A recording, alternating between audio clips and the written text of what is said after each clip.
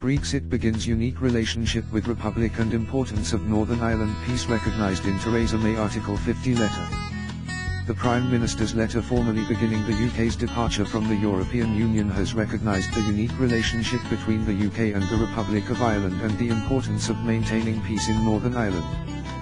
Theresa May said Northern Ireland and the other devolved regions would have more powers and she wants a truly global Britain after exiting the EU. The historic declaration, signed by Theresa May, sets in train a two-year process of negotiation under Article 50 of the EU treaties leading to Britain's expected withdrawal after 46 years of membership in 2019. On the border between Northern Ireland and the Republic, she wrote, "We must pay attention to the UK's unique relationship with the Republic of Ireland and the importance of the peace process in Northern Ireland. We want to avoid a return to a hard border between our two countries, to be able to maintain the common travel area between us, and to make sure that the UK's withdrawal from the EU does not harm the Republic of Ireland. We also have an important responsibility to make sure that nothing is done to jeopardise the peace process in Northern Ireland, and to continue to uphold the Belfast Agreement." Mrs May said the Article 50 letter set out that the deep and special partnership sought by the UK was in the interests of both Britain and the EU. That the UK will approach the talks in a spirit of sincere cooperation. That the terms of the future partnership should be agreed alongside those of withdrawal within the two-year Article 50 timetable. The Prime Minister confirmed that the final deal agreed between the UK and the EU would be put to a vote of both Houses of Parliament before it comes into force. She also stressed that the government's plans would end the jurisdiction of the European Court. "We will take control over our own laws and bring an end to the jurisdiction of the European Court of Justice in Britain," she said. Laws would be made in the four nations of the UK and interpreted by judges not in Luxembourg but in courts across this country. Statement by the European Council. Today, the European Council received a letter from the British Prime Minister, Theresa May, notifying the United Kingdom's intention to leave the European Union. This notification follows the referendum of the 23rd of June, 2016 and starts the withdrawal process under Article 50 of the treaty. "We regret that the United Kingdom will leave the European Union, but we are ready for the process that we now will have to follow.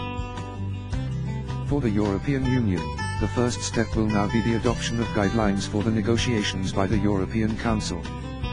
These guidelines will set out the overall positions and principles in light of which the Union, represented by the European Commission, will negotiate with the United Kingdom. In these negotiations the Union will act as one and preserve its interests. Our first priority will be to minimize the uncertainty caused by the decision of the United Kingdom for our citizens, businesses and member states. Therefore, we will start by focusing on all key arrangements for an orderly withdrawal. We will approach these talks constructively and strive to find an agreement. In the future, we hope to have the United Kingdom as a close partner." President Tusk has convened the European Council on the 29th of April, 2017. Full Article 50 letter from Theresa May to EU Council President Donald Tusk. Dear President Tusk, on the 23rd of June last year, the people of the United Kingdom voted to leave the European Union. As I have said before, that decision was no rejection of the values we share as fellow Europeans. Nor was it an attempt to do harm to the European Union or any of the remaining member states. On the contrary, the United Kingdom wants the European Union to succeed and prosper. Instead, the referendum was a vote to restore, as we see it, our national self-determination. We are leaving the European Union, but we are not leaving Europe and we want to remain committed partners and allies to our friends across the continent. Earlier this month, the United Kingdom Parliament confirmed the result of the referendum by voting with clear and convincing majorities in both of its houses for the European Union Notification of Withdrawal Bill. The bill was passed by Parliament on the 13th of March and it received royal assent from Her Majesty the Queen and became an Act of Parliament on the 16th of March. Today, therefore, I am writing to give effect to the democratic decision of the people of the United Kingdom. I hereby notify the European Council in accordance with Article 50(2) of the Treaty on European Union of the United Kingdom's intention to withdraw from the European Union.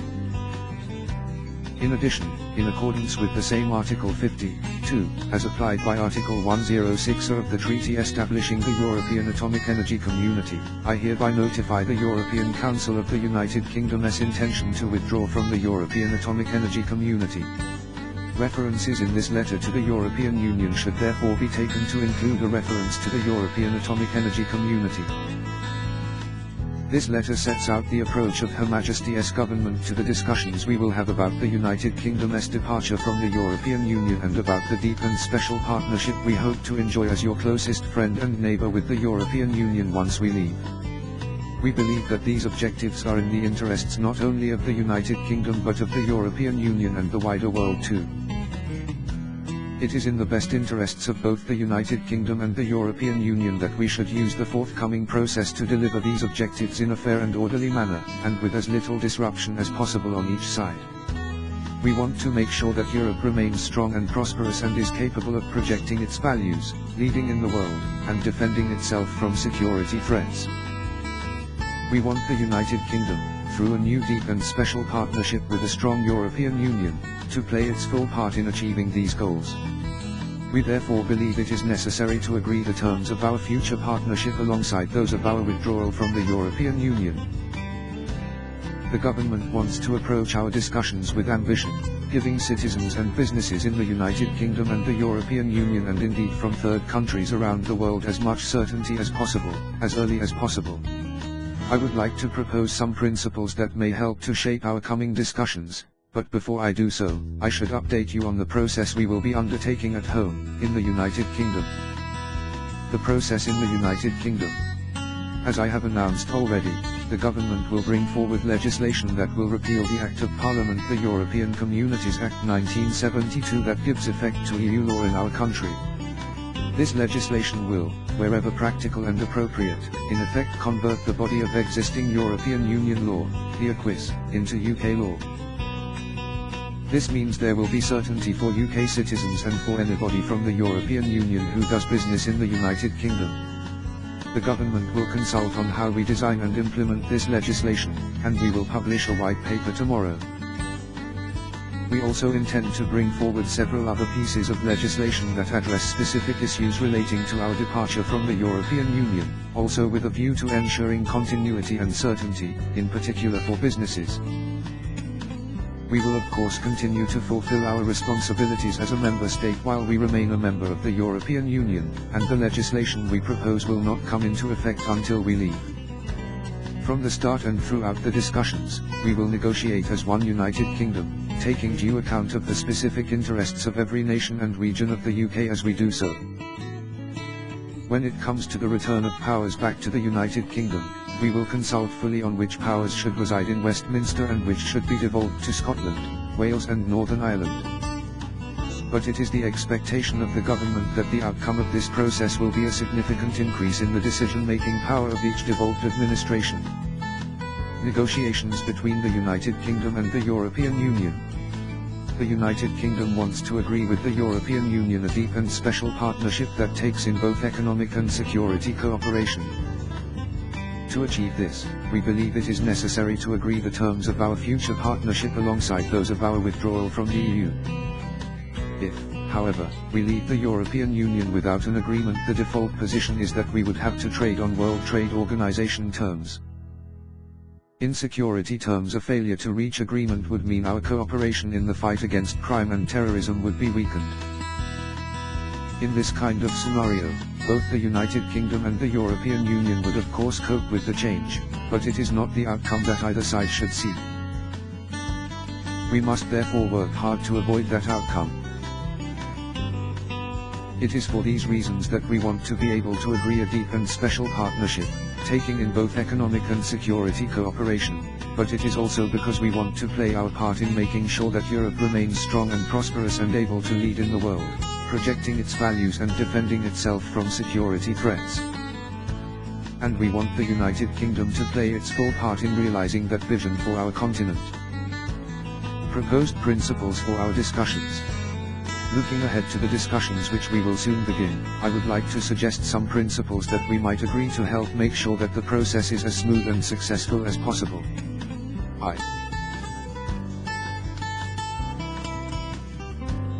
We should engage with one another constructively and respectfully, in a spirit of sincere cooperation.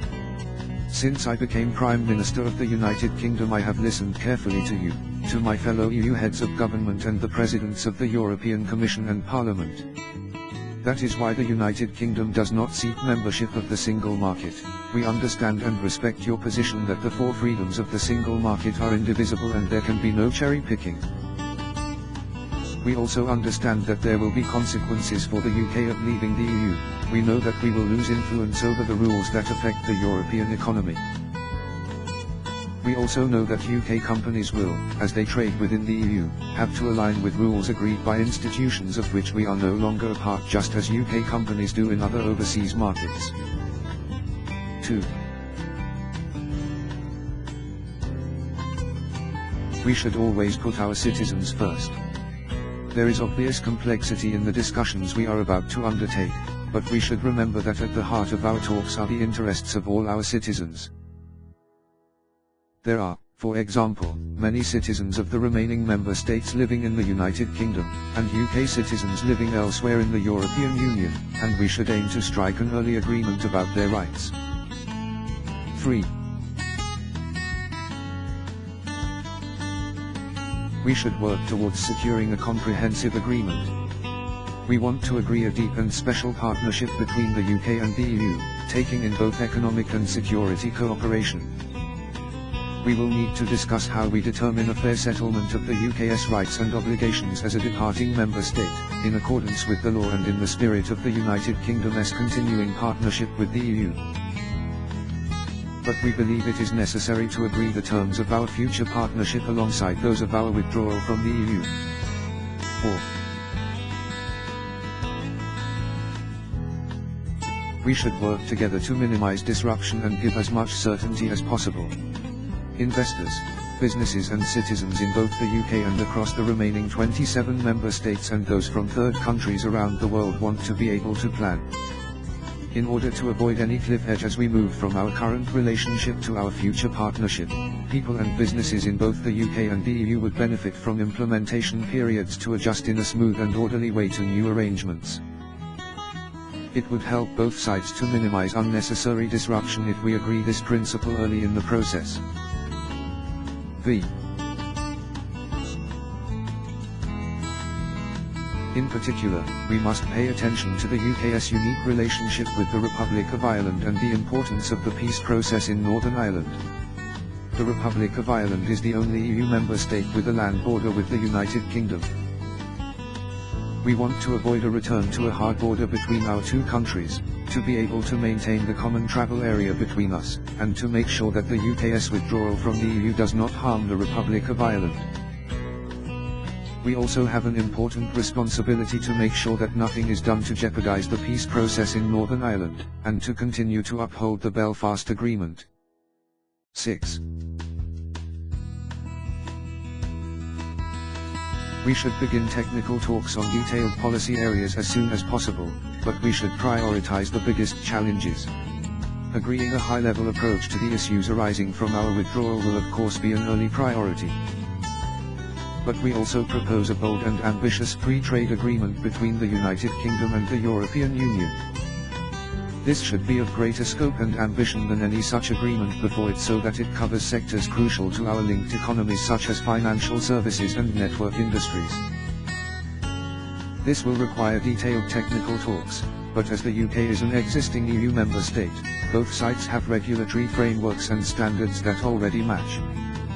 We should therefore prioritize how we manage the evolution of our regulatory frameworks to maintain a fair and open trading environment, and how we resolve disputes. On the scope of the partnership between us on both economic and security matters, my officials will put forward detailed proposals for deep, broad and dynamic cooperation. 7. We should continue to work together to advance and protect our shared European values. Perhaps now more than ever, the world needs the liberal, democratic values of Europe. We want to play our part to ensure that Europe remains strong and prosperous and able to lead in the world, projecting its values and defending itself from security threats. The task before us. As I have said, the government of the United Kingdom wants to agree a deep and special partnership between the UK and the EU, taking in both economic and security cooperation. At a time when the growth of global trade is slowing and there are signs that protectionist instincts are on the rise in many parts of the world, Europe has a responsibility to stand up for free trade in the interest of all our citizens.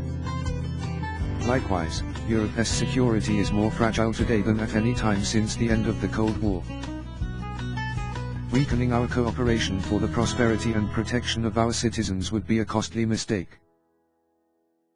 The United Kingdom's objectives for our future partnership remain those set out in my Lancaster House speech of the 17th of January and the subsequent white paper published on the 2nd of February. We recognize that it will be a challenge to reach such a comprehensive agreement within the 2-year period set out for withdrawal discussions in the treaty. But we believe it is necessary to agree the terms of our future partnership alongside those of our withdrawal from the EU. We start from a unique position in these discussions: close regulatory alignment, trust in one another's institutions, and a spirit of cooperation stretching back decades. It is for these reasons, and because the future partnership between the UK and the EU is of such importance to both sides, that I am sure it can be agreed in the time period set out by the treaty. The task before us is momentous, but it should not be beyond us. After all, the institutions and the leaders of the European Union have succeeded in bringing together a continent blighted by war into a union of peaceful nations, and supported the transition of dictatorships to democracy.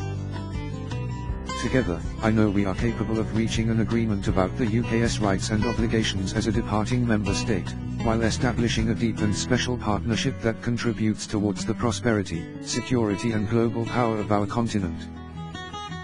Yours sincerely, Theresa May.